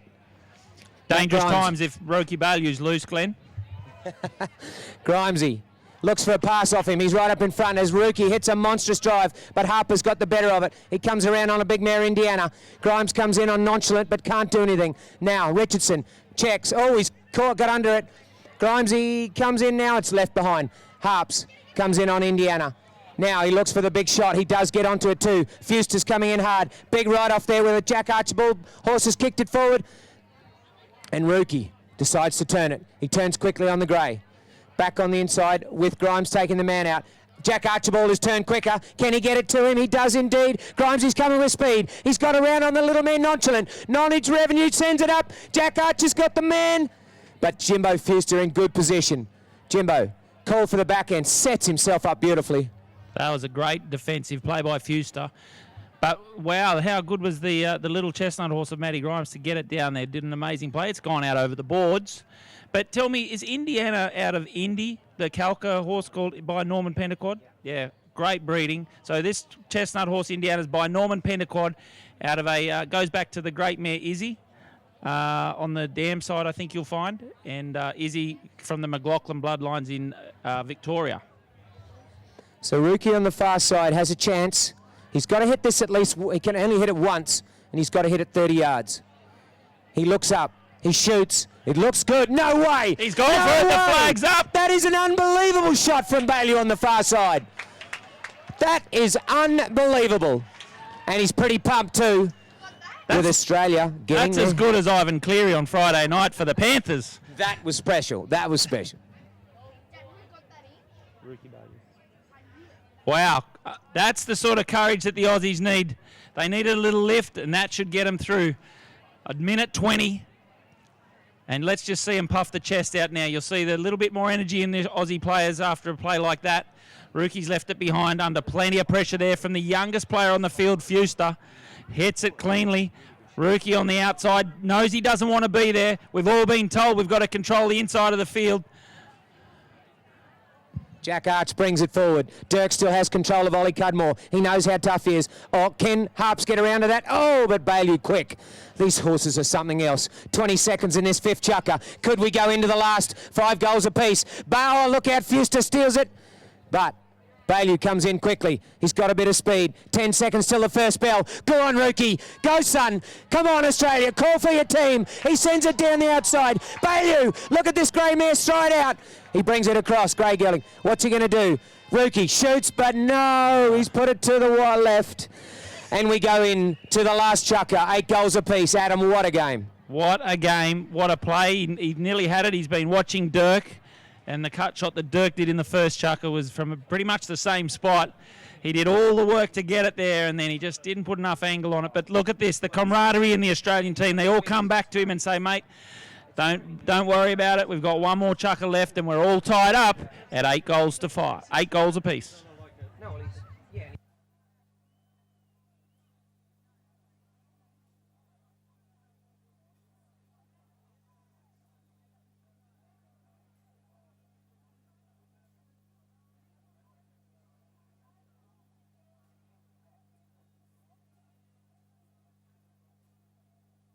Stays in the field of play. Jack Archibald, big ride off on Fuster. Matty Grimes backs it to a running Dirk Gould. Should I say Bailey backed it to a running Dirk Gould. Matty Grimes was coming up the centre of the field, but it's Cudmore for England. Backing it off the chest of Bailey's chestnut horse. Bailey. He's got a few white jumpers to get past. He's waiting to check up to try and give himself a little bit of time. Now who's coming up the centre of the field? It's Jack Arch, but he's under the pump. He's been ridden out of the line of play by Jimbo Fuster, backed by Cudmore for England. Cudmore, lovely back shot, but it's been read beautifully by Australia. Australia's Rookie Value leaves it behind now, and it's been hit cleanly by that man, James Harper. Under pressure from Matty Grimes for Australia. Lovely little away shot by Bailey. Bailey then gets ridden out of it by Richardson on the Gemalong horse, but it's now going to be Matty Grimes. Matty Grimes The two Elliston ponies ride off together and leave the ball there for Gould. Gould on the stallion called Smurf. Waits, hits it, gets a deflection off the stirrup iron. Now the ball's still there. What's Dirk going to do with it, Glenn? He's going to check, make sure he's got a bit of space. Ollie riding the big horse of Alec White's. Oh, and it was going straight to, but Grimes has gone in for a ride-off. Archibald, Rookie Bay, they've called the foul because as Harps met it, he's entitled to go to it again, but it'll be interesting to see what the umpires say. Harps riding Chalet. Grimesy riding Reward, both Elliston horses, and also Ollie Cudmore on an ex-Elliston horse called Hydro. Talk to me about Chalet, Glenn. Chalet's out of Chateau, and yeah. Shadow's out of she's down the dinghy line, mate. Dinghy line. Yeah. Normandy? Is it related to Normandy, Shadow? No? Nope. So we're going now. We've got Jack Richardson setting himself up at the halfway. He looks like he might be taking this. Harps has been taking them, but with 8 all the money on the table, he's decided that he's going to take it forward. They've walked him up to a Bentley 5B. They have indeed, but it was the only place really for the umpires could take it. So now Richardson comes in. He had a bit of a go at that, and normally you wouldn't expect him to swing so hard. Harper comes across on Chalet. Lovely little flick to get it back to Jack Richardson. Grimesy comes across on one of his favourites from Elliston, a mare called Reward. Now Richardson, he's got time. He's told to turn it. He does quickly. Jimbo Fuster's got the man. Now he releases a long shot. It's got the distance. Is it accurate enough? Bailey's having to rush. It must be close. Oh, what a shot from Rookie Bailey. He sends it out to clear it. Grimesy comes around. He gets past Fuster, or did he? Fuster steals it. Whoa! Ooh. A big play there from Jack Arch. And look at Fuster go. Coming in now. Harps tries to steal it. It's off the horse. Oh, Chalet's giving him the ball back. Has she given England the chance to score it? It's gone wide. That was close. Oh, that was too close. Too close. Anyway, now they breathe a sigh of relief. The whistle's gone. They just want to check the pony. So any chance that a horse might be hurt, they'll definitely give them a chance to change. So not sure if people have got extra horses down there. They will have, but they're definitely giving them the chance to change. Because Ollie Cudmore, acutely aware of how much we love our horses, how expensive they are, and also they're not his own, so he doesn't want to hurt them. Ollie Cudmore is being very well supported this afternoon by the Marshall family. I've seen him out on a number of their ponies, and they have not let him down one peat.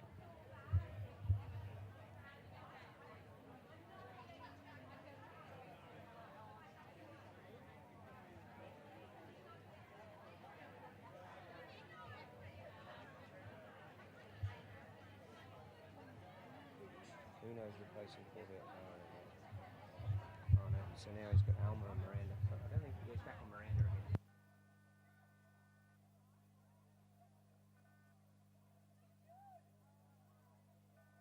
No,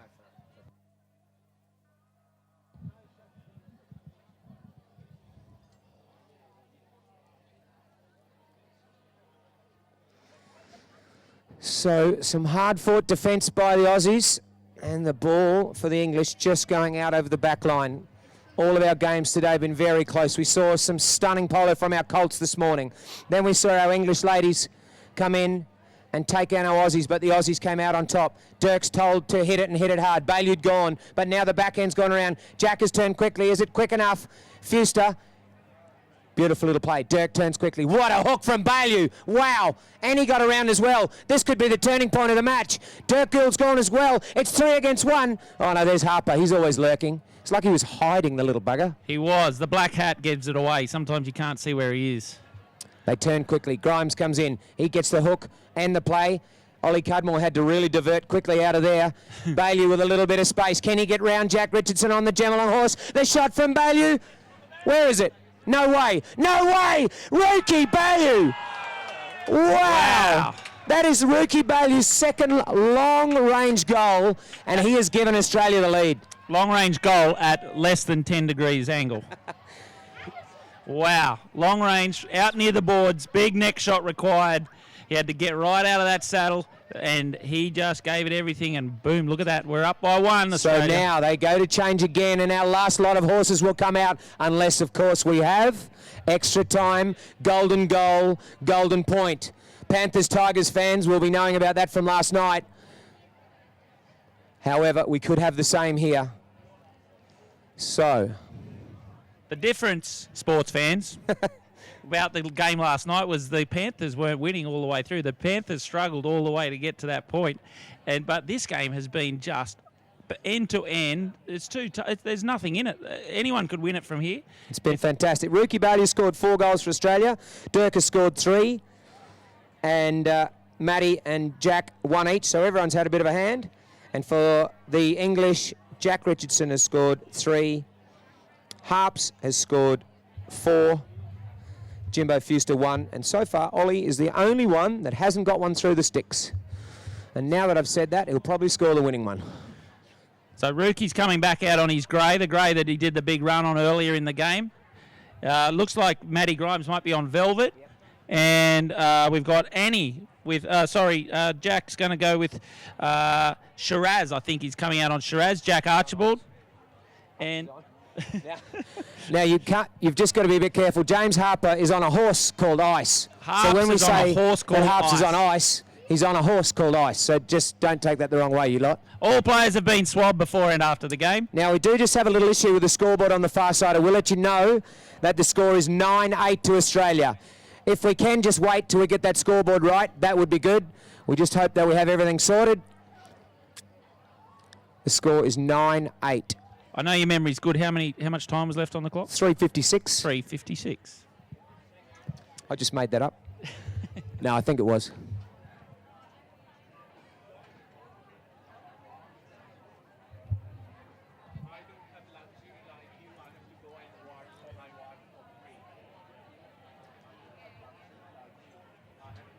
Ball's been thrown in. It's come out the back of the English lineup, but Braylew's on the attack. Rookie Bailey on the grey. This pony's got plenty of squirt. Can we go 10-8? He's going to have to take it on the stick side. Gets a very difficult bounce. Belly shot required. Doesn't quite nail it, and it comes flying out to the boards. Dirk Gould gets plenty of wood on it, but it's gone way up into the sky, and it's over the back line. So the push from Ollie Cudmore was good, and Dirk and Ollie having a bit of a blue about. And Dirk and Ollie having a little bit of a chat about who may have hit that. So the scoreboard's coming back on. 8 apiece. The time is ticking down. Grimesy's gone for the chalet. Oh, and look at the ride-off from Jack Arch. You got to understand, Jack Arch and Ollie Cudmore are the closest of friends. They play a lot of polo together. Rookie comes around again. Jack Richardson with a huge drive, but Rookie pushes hard. Jack Richardson's nearly riding his horse. Look at Bailey go. Bailey to get a bit on this horse. Oh, and he's left it behind. As the youngest man on the field, Jimbo Fuster now backs it again to Richardson. See the way Rookie turned left, Richardson turned right, and Fuster read it. What a shot. Jack Arch is there. Harps comes in. Big ride-off from the 2 Elliston horses. Grimesy on Harps. Fuster comes across again, riding Jimbo Lester's. Sends a good drive. This kid has played so well today. 1:40 left. It's all Australia at the moment with a minute to go. It's come off Harps' horse, so that'll be a hit to Australia. Oh. So that's There's only a minute left. Ladies and gentlemen, there's only 1 minute left because there's 30 seconds on the shot clock added to that time, but there's no 30 seconds played in the final chukka. It is. If there's 1 goal difference at the end of 30 seconds, we know it's a victory to Australia. So Jack has not hit that as he wanted. There's 40 seconds for England to score. Now, Jimbo has pushed it, but he's not got it far enough. Jack Arch goes again. Ollie Cudmore turns on the boards on the far side. There's 27 seconds for England to score to take it into extra time. Jack Richardson's got a bit on. Look out! Fuster! Harper! Fuster! No, he's hit it wide, has he? That's going to be time up, I'd have thought, for England. Australia will not be in a rush to knock this in, and the Aussies could very much have this in the bag. Let's count it down. 4, 3, 2, 1. Australia win, ladies and Australia's gentlemen. won the test, ladies and gentlemen. 9-8. The Aussies have a clean sweep of today, and what a fantastic game. Thank you to all our horse lenders. Incredible job. And we will see you for the prize giving here in 20 minutes. Thank you very much. Don't forget, ladies and gentlemen, we will be having the raffle draw. I'm not sure if it's closed now, but we will have the raffle draw first while we get the presenters here to present all the awards for the prize giving here in 20 minutes' time.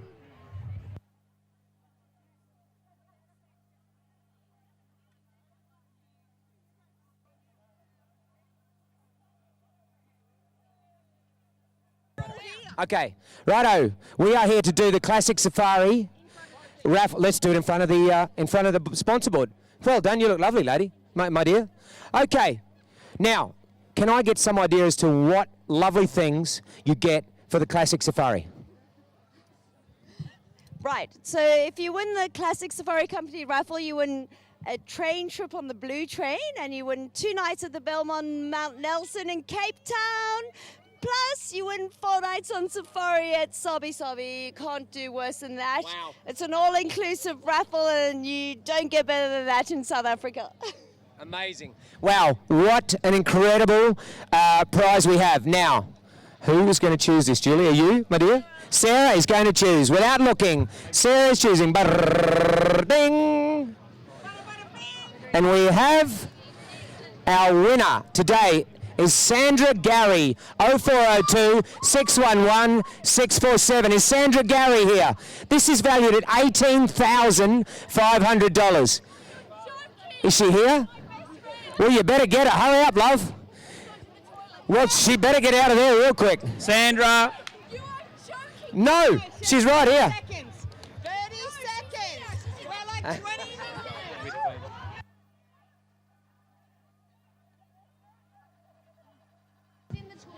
Okay, we will wait. 19, 18,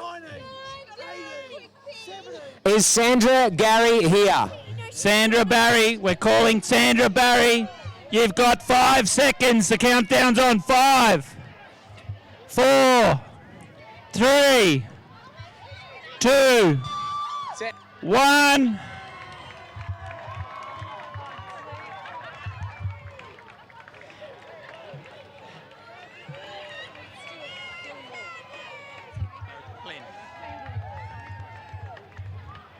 $18,500 prize to Sandy Barry.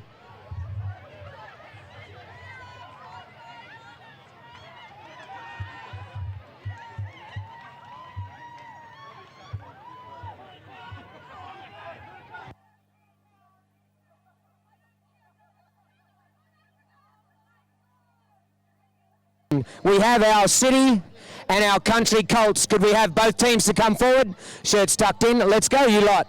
Come forward.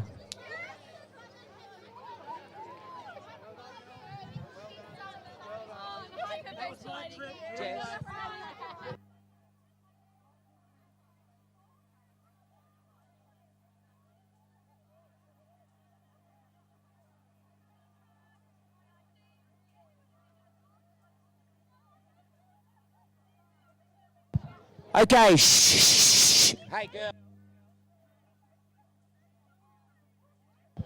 Okay, ladies and gentlemen, our first match this morning while the dew was on the ground was unbelievable. Give a round of applause for these 8 kids. Unfortunately, Hamish Dowling can't be here. He has a prior engagement that he has to be at. We're very grateful to have Caroline Austin here to present the trophy, the Ken Austin Trophy. Can we start with, we'll have the runners up to come forward. At number 1, we have Dylan Jones. Yes. At 2 was Hamish Dowling. At 3, we have Jack Grimes. Enzo. And at 4, we have Enzo Mascot.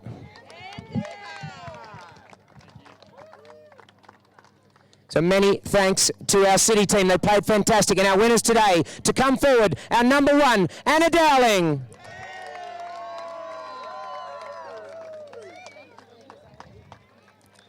At 2, we have Maximilian Nell.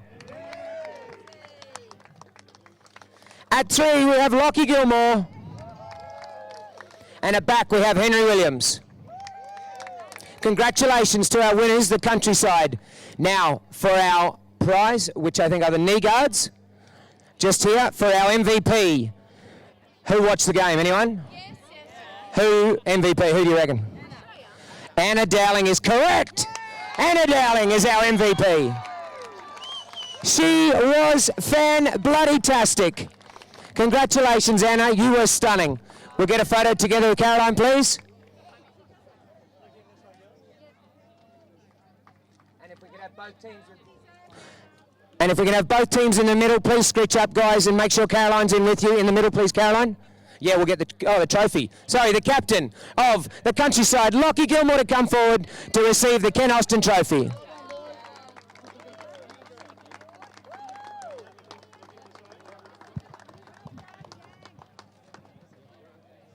Okay, everybody in the middle. Caroline, right.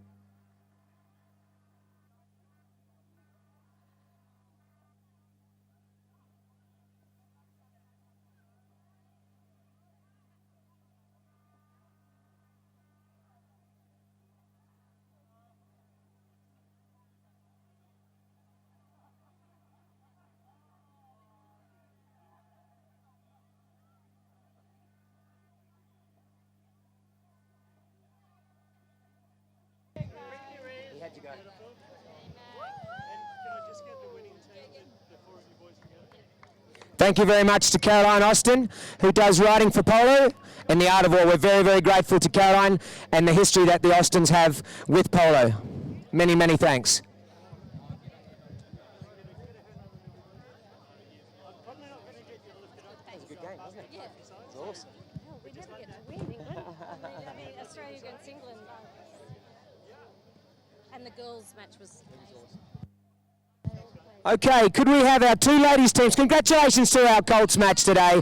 They were fantastic.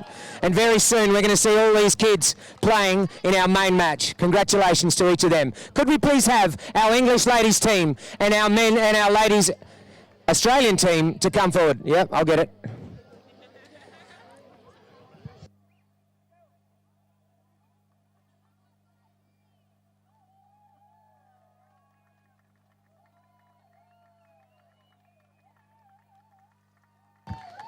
We have our Aussies, and can we have our English flannels ladies team? Please come in, girls. That's it, get in close. What a fantastic representation of ladies polo these 8 girls are. Absolutely magnificent.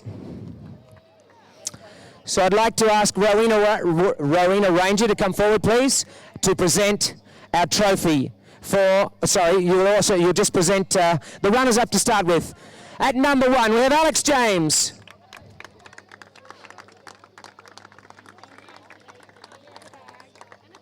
At number 2, oh, and a bag. At number 2, we have Sean Barnacle.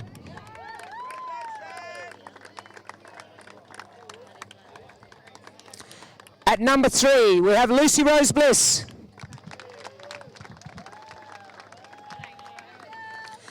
And at 4, Lottie Lamacraft.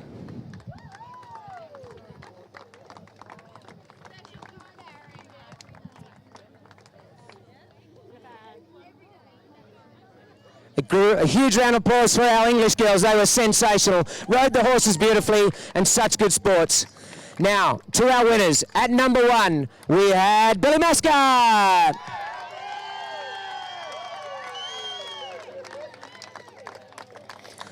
I think she might live close by, this girl. At number 2, we have Indy Bonetto.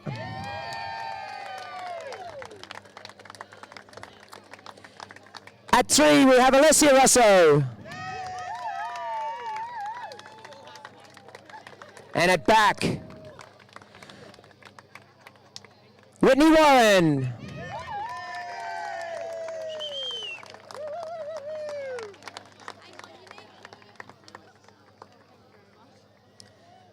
One more set of flowers for the girls. Billy, your flowers.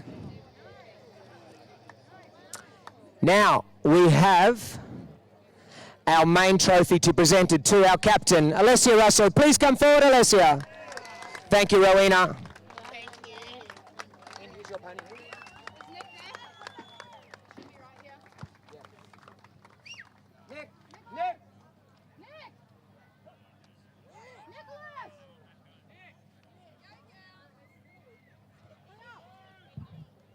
Okay, sorry, just having a few horse issues with Indy's boyfriend. Okay, now for our MVP for today, we have the fantastic exclusively equine watch. And our MVP for today's game is Indy Benedetto.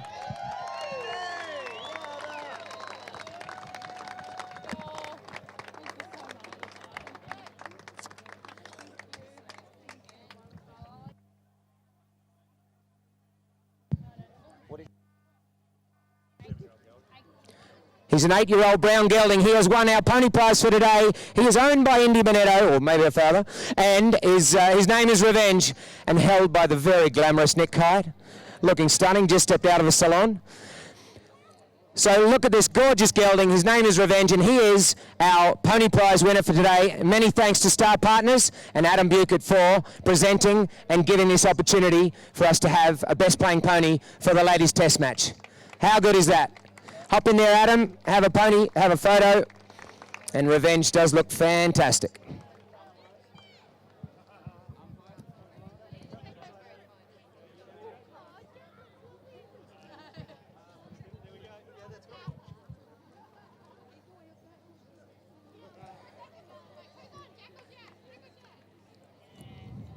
So good to be able to recognise our horses that played out here today. Many, many thanks. And if we could have our last photos with our girls and then our winners Australia, and we'll get our men's players, if they could come forward, please.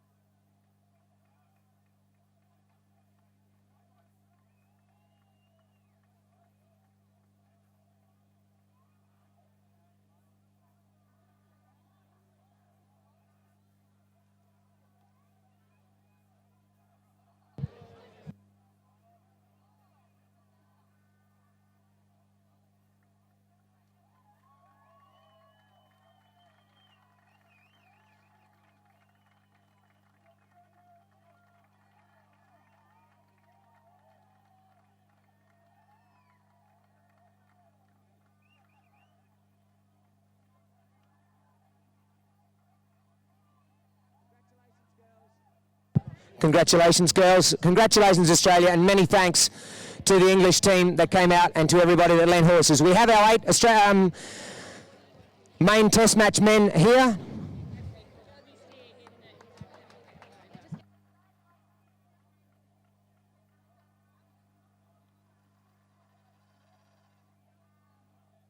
Lads, come forward, please. Ollie. Ollie.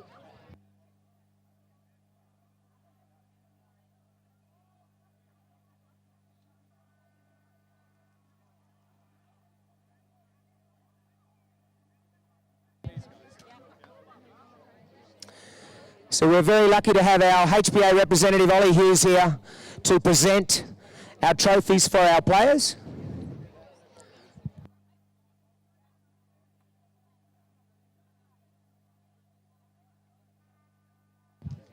So a round of applause for our 2 teams that played in our main test match this afternoon. An absolute nail-biter, down to the wire.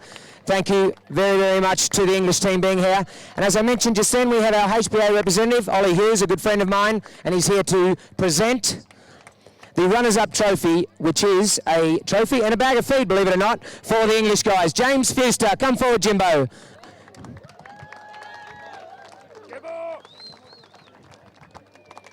At number 2, Ollie Cudmore.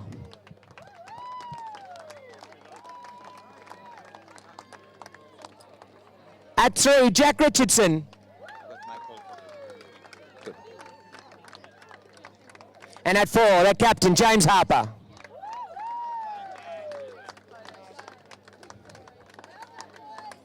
Now to our winning team.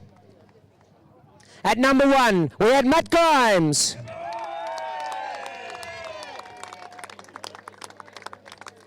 At 2, Dirk Gould.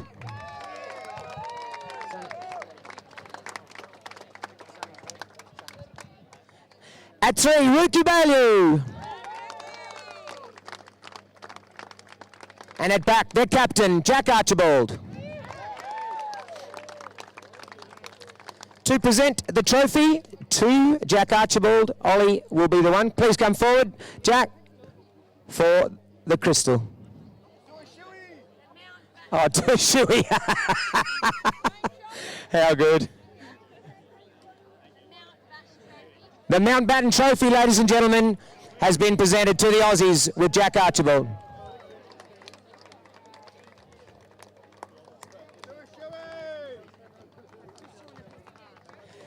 Now, to present our MVP for today, we have Michael Ward, who's the British Consulate. Please come forward, Michael. Thank you very much, Ollie. So, our MVP for today is Rookie Bailey. Some stunning goals from Rookie, 2 in particular from long range, which are outstanding. Rookie, here we have a present for you, a prize.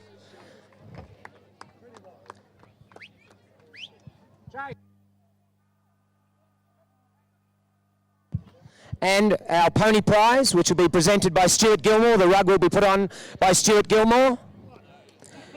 Come on, mate, in you come. A grey gelding of Rookie values, Colt Pistol. Congratulations to Tracy Boyack, who is Rookie's groom. And Rookie, congratulations on your horse Pistol getting the pony prize. Give him a round of applause. You saw him out there, he played seriously well.